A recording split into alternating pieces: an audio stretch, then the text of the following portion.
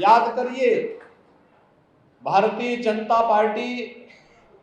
अनेक उतार चढ़ाव की इस यात्रा को आगे बढ़ाते हुए कार्य की है। 1952 में जब पहला आम चुनाव इस देश के अंदर हुआ होगा,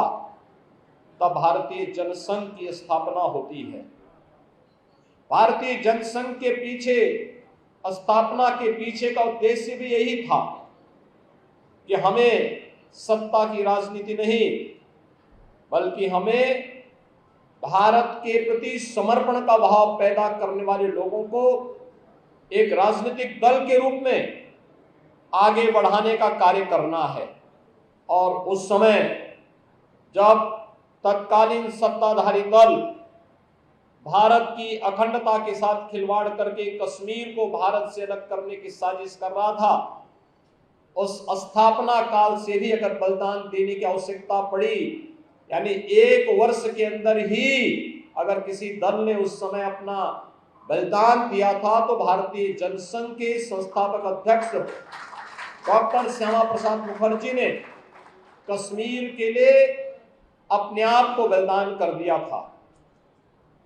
और जब भी आवश्यकता पड़ी,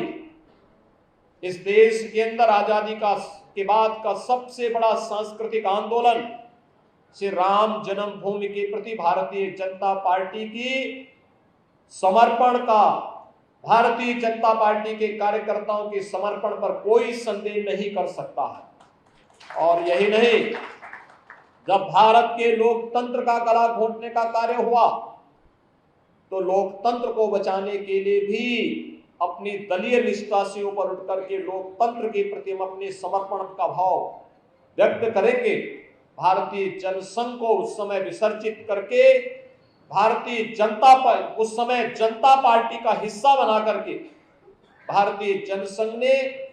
लोकतंत्र के प्रति और भारत के प्रति अपनी निष्ठा को भी देश और दुनिया के सामने व्यक्त किया था।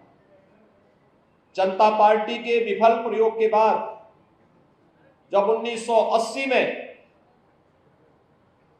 फिर से जनता पार्टी से अलग होकर के एक नए दल के रूप में अपनी यात्रा को प्रारंभ करने की बात हुई, तो भाइयों बहनों, वह तिथि 6 अप्रैल 1980 थी, जब भारतीय जनता पार्टी के रूप में इस एक दल का गठन होता है। और उस समय श्रद्धेय अटल बिहारी वाजपेयी जी, श्री लाल कृष्ण आडवाणी जी और भारतीय जनता पार्टी के उस समय के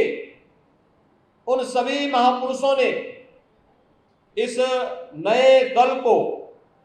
देश की भावनाओं का प्रतिनिधित्व करने वाले दल के रूप में स्थापित करने का जो संकल्प दिया था,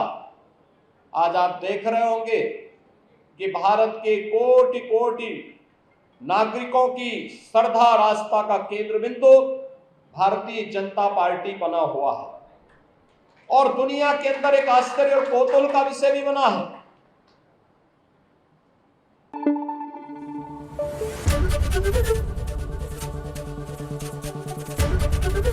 एबीपी न्यूज आपको रखे आगे।